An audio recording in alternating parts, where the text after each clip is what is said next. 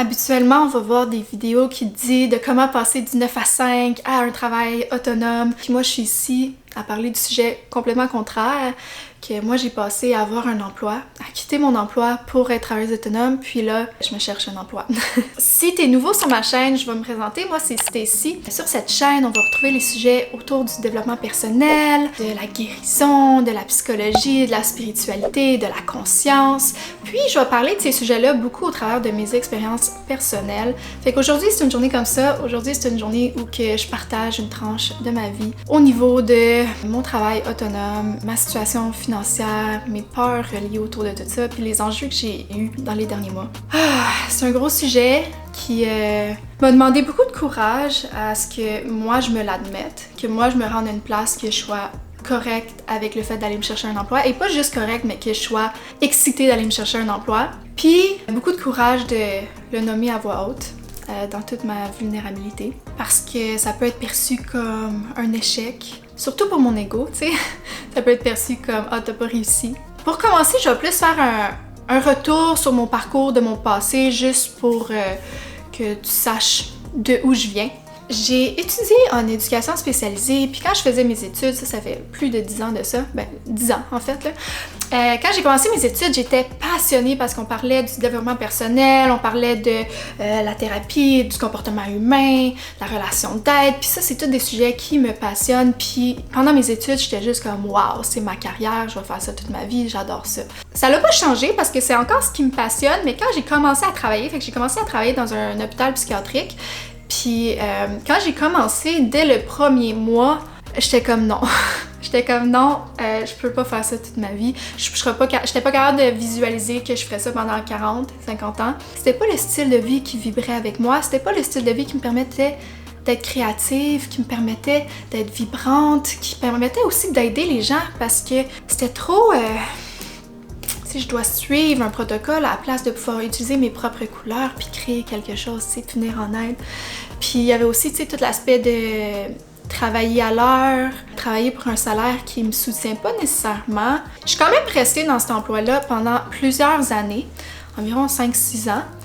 Puis au travers de ces années-là, j'ai continué à m'explorer moi, j'ai continué à guérir, j'ai continué à explorer la vie, puis j'ai aussi exploré d'autres styles de travail, fait que j'ai exploré une franchise étudiante qui m'a plus un peu plongée dans l'entrepreneuriat, puis m'a montré que j'aimais vraiment ça, puis que j'avais des forces là-dedans. Éventuellement, je suis tombée sur une opportunité qui m'a rapporté quand même beaucoup d'argent, ce qui m'a permis de mettre de l'argent de côté et ce qui m'a permis de lâcher mon travail pour pouvoir mettre toute mon énergie sur devenir travailleuse autonome, sur mes projets.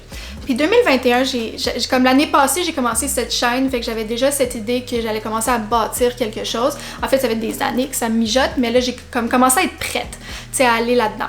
Puis au départ, ma vision, c'était que ma chaîne YouTube allait comme... J'allais faire plein de vidéos, puis que ça allait genre fleurir, puis j'allais devenir super populaire sur YouTube, puis c'est ça que mon revenu allait venir de là, puis etc.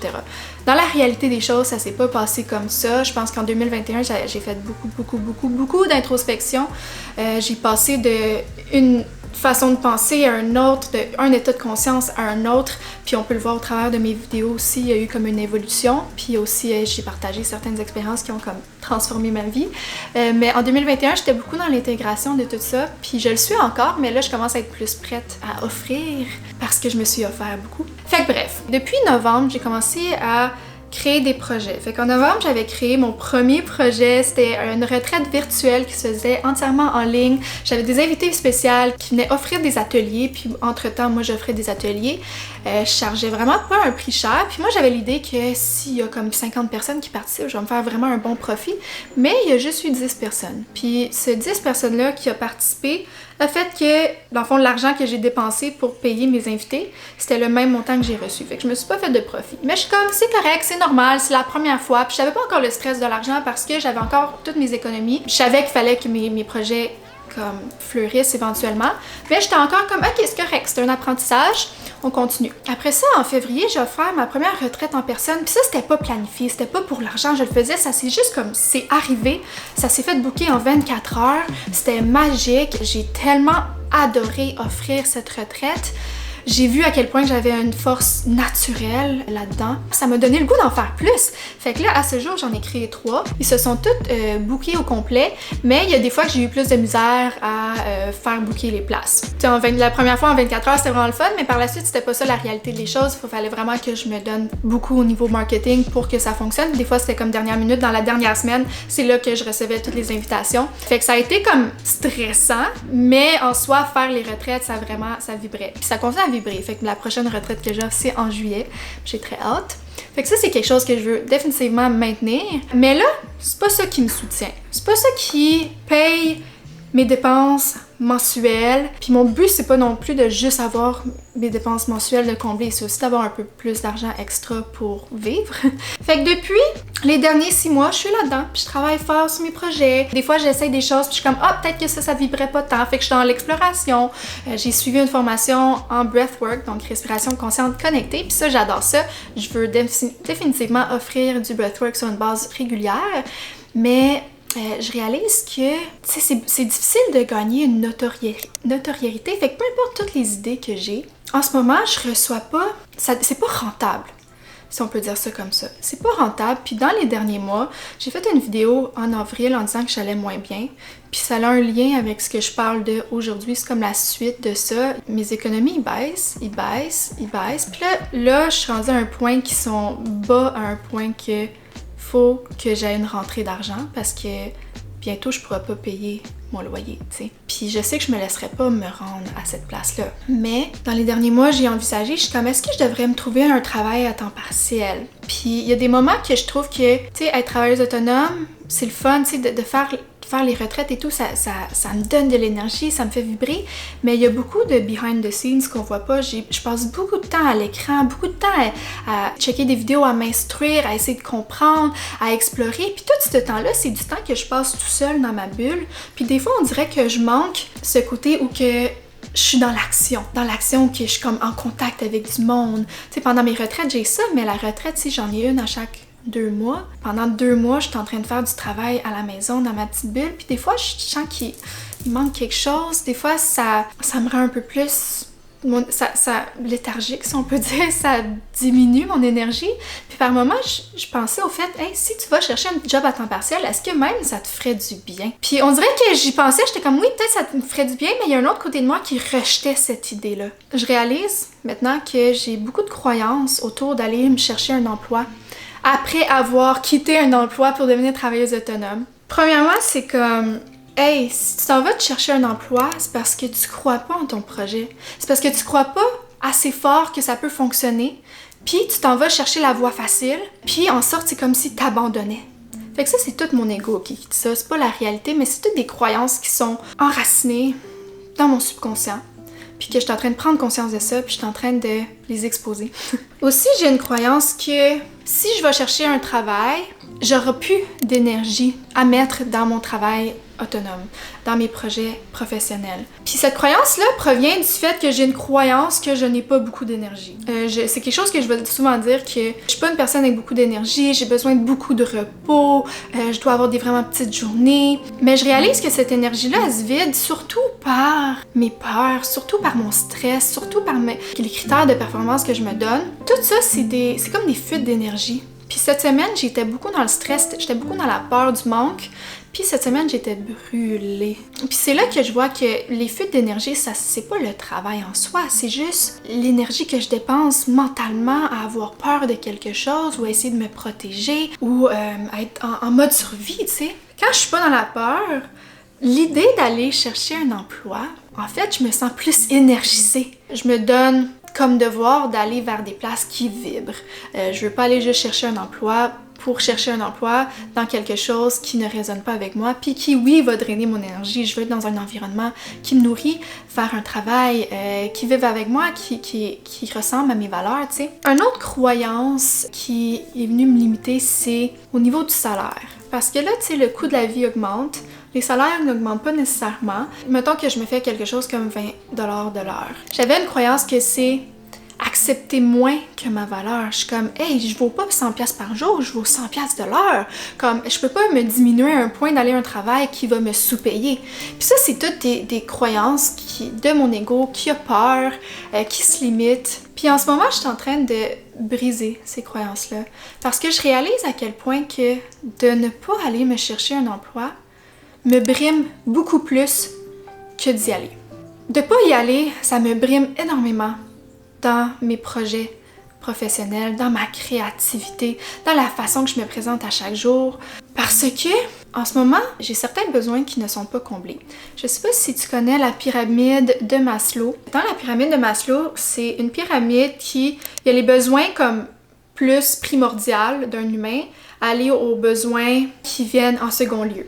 Puis, tant que tu n'as pas les besoins de base de combler, tu peux pas aller combler des besoins qui sont plus au haut de la pyramide. Tu peux parce que la vie n'est pas linéaire. Tu sais, je vais quand même combler mes besoins d'accomplissement en comblant mes besoins de sécurité aussi à la fois. Mais ce que ça dit, c'est que les besoins de base prennent beaucoup plus de place. Puis en ce moment, je vois à quel point c'est vrai parce qu'en ce moment, mon besoin, je te dirais, de sécurité est vraiment affecté. La majorité des jours, je me sens pas en sécurité parce que je vois mon compte en banque diminuer, parce que j'ai l'impression que bientôt je pourrai plus subvenir à mes besoins. Ça m'inquiète. Puis je me réveille, puis à chaque jour, quand je travaille sur mes projets, je pense à ça. Il y a cette idée qu'il faut que ça fonctionne, parce que sinon, qu'est-ce que je vais faire? Parce que si ça fonctionne pas, j'aurai pas d'argent. Fait que là, à place de vivre de ma passion, de vivre de cette passion parce que je suis passionnée par ça, je travaille sur ma passion pour combler mon besoin de sécurité. Ça fait juste que l'énergie que je mets là-dedans n'est pas l'énergie que je veux mettre là-dedans. Puis ça embrouille les cartes. Je commence à réaliser que je sais pas réellement ce que je veux. Mon besoin de sécurité embrouille ma passion. Les choix que je vais faire au quotidien dans mes projets vont être plus basés sur est-ce que ça peut me rapporter de l'argent que est-ce que c'est quelque chose qui vibre en moi. Fait que par exemple, c'est pour ça aussi que j'ai un peu délaissé YouTube, parce que YouTube, oui, ça peut rapporter de l'argent sur le long terme, avec beaucoup de dédication, avec beaucoup d'énergie que je mets dedans. Je peux aussi avoir une vidéo qui tombe virale, puis tout d'un coup, ça me rapporte. Oui, ça, c'est comme, ok, ça peut arriver. Mais c'est quelque chose qui demande du temps, beaucoup d'efforts. C'est pas quelque chose que le mois prochain va me rapporter suffisamment d'argent pour que je comble mes besoins de sécurité. Fait que ça fait que YouTube, j'ai beaucoup délaissé ça, parce que j'étais comme, faut que je mette mon énergie sur des choses qui vont être rentables maintenant. Puis je réalise que ma lumière s'éteint. Puis c'est pour ça que je suis tout le temps fatiguée, c'est pour ça que j'ai pas d'énergie. J'ai envie d'avoir la tête assez claire que les choix que je fais au quotidien, c'est vraiment parce que ça me passionne. Puis là, si on regarde, tu sais, je trouvais que dernièrement, je m'éparpillais. Fait que là, je veux faire du accompagnement 1 pour 1. Je veux créer un cours en ligne. Je veux faire du coaching de groupe. Je veux faire ma chaîne YouTube, je veux offrir des séances de breathwork, je veux faire des cérémonies de cacao, je veux faire des retraites. C'est beaucoup, ok? C'est beaucoup de choses qui prennent beaucoup de temps à bâtir, beaucoup d'énergie, beaucoup de... Tu sais, je dois plonger dans un sujet puis vraiment comme l'explorer, puis devenir plus experte dans un sujet que d'aller m'éparpiller un peu partout. Puis c'est ça que dernièrement, je trouvais que je m'éparpillais beaucoup. Puis ça fait que là, on dirait que je me concentrais beaucoup sur certains projets parce que j'étais comme ça peut me rapporter de l'argent tout de suite. Puis par exemple, l'accompagnement 1 pour 1, je veux en faire. Je sais que ça vibre en moi, mais en ce moment, on dirait que j'étais comme, ok, il faut que je fasse ça. En me mettant une pression à aller vers là, sans que je sois prête à 100% d'aller vers là, parce que c'est quelque chose qui peut me rapporter plus de l'argent immédiat. Parce qu'avoir trouver un client, ici et là, c'est plus facile que d'avoir une plateforme qui me rapporte de l'argent, mettons.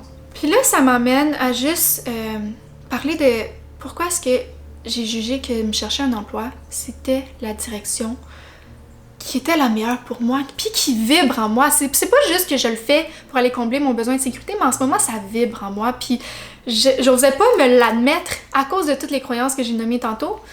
Mais honnêtement, là, d'avoir quelque chose qui me rapporte dans l'immédiat. Fait que mettons, dans un travail, je me présente au travail, j'ai un retour immédiat, fait que j'ai un salaire qui vient.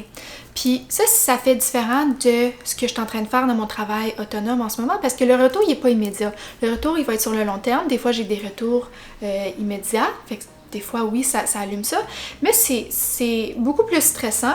Puis d'aller dans un environnement que j'ai pas toute cette pression-là, ça m'enlève un poids sur les épaules, ça crée une balance dans ma vie, Puis honnêtement, là, il y a une partie de moi là, qui a vraiment envie d'aller de l'avant, d'aller comme dans un environnement de travail stimulant où j'apprenne des nouvelles affaires ou que je gère de la clientèle. J'aime vraiment ça, le service à la clientèle. J'ai vraiment aimé mes jobs étudiantes que j'ai eu.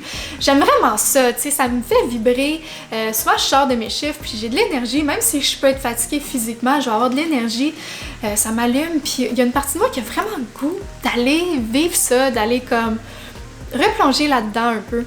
Puis ça m'appelle. Fait que je peux respecter ce côté-là qui m'appelle, puis de passer par-dessus toutes les peurs puis les croyances que j'ai pas réussi, que je vais être pris dans un cercle vicieux du travail pour quelqu'un. Parce que, tu sais, il y a aussi, genre, on voit ça partout, comme j'ai dit au début de la vidéo, il y a tellement de vidéos de gens qui sont comme « lâche le 9 à 5, deviens travailleur autonome, t'es un esclave sinon... » Fait qu'on dirait que ça crée aussi un conditionnement que hey, je peux pas aller comme employé, sinon j'ai pas réussi, sinon je suis un esclave de la société. Puis là, je suis en train de me défaire de ça, puis aussi de me défaire de comme la croyance que je suis ce que je fais. J'ai déjà défaite une partie de cette croyance-là, mais je réalise qu'il y a une partie qui est encore là, parce que je suis comme, si je réussis pas, ça veut dire que j'ai pas réussi. Puis là, je mets ma valeur en tant que ce que je fais comme travail, ce que j'accomplis à l'extérieur de moi, puis il n'y a rien de ça qui me représente moi. Même si j'aurais un job temps plein pour le reste de ma vie, ça enlève rien à ma valeur. Peu importe où je suis dans ma vie, je suis exactement où que je dois être. Il n'y a nulle part que je dois me rendre. Toutes ces choses que je suis comme, je dois faire ça, je dois faire tel projet, ça doit réussir. Ça provient de moi. Ça provient de mes croyances. Ça provient de mes perceptions. Puis ça provient de ma rigidité. Puis j'ai pas envie de nourrir ça. J'ai envie de juste vivre, tu sais. Pour moi, c'est ça qui est plus important, de juste vivre. Puis c'est pour ça que je veux être travailleuse autonome aussi, parce que je veux avoir cette légèreté de choisir mon horaire, d'avoir une abondance financière qui vient vers moi, de pouvoir aider les autres aussi également, avec toute ma créativité. Mais pour me rendre là, peut-être que j'ai d'autres étapes à suivre avant. Puis en ce moment, je sens que la vie m'amène à faire des choix différents que ce que j'aurais pensé que je devais faire. Puis je lâche prise de cette rigidité. Si la vie me met sur ce chemin-là, c'est parce que j'ai des choses à découvrir là-dedans. Puis je vais plus pouvoir vivre de ma passion. Puis vraiment activer ce côté créatif, parce que la peur tue la créativité. Les deux ont de la misère à aller ensemble. Si j'ai peur de pas réussir, puis il faut que je me fasse un revenu, ben ma créativité diminue, parce que là, j'agis au sein de nourrir ma sécurité et non nourrir la créativité en moi. Puis ça fait aussi que si on va un peu plus dans l'aspect spirituel, si je suis tout le temps dans la peur du manque, j'attire plus de manque. Puis je trouve que dernièrement, de plus en plus que je crée des événements, de plus en plus que c'est dur de combler les places. De plus en plus que j'ai l'impression de mettre tellement un effort, de tellement mettre d'efforts, puis que de pas recevoir. Puis là, ça continue à nourrir ce sentiment de manque. Puis en nourrissant ce sentiment de manque, ben, je continue à attirer ce manque-là à l'extérieur de moi. Fait que dans tous les cas, je sais que ce qui est l'action la plus haute que je peux prendre en ce moment, c'est d'aller vers un emploi.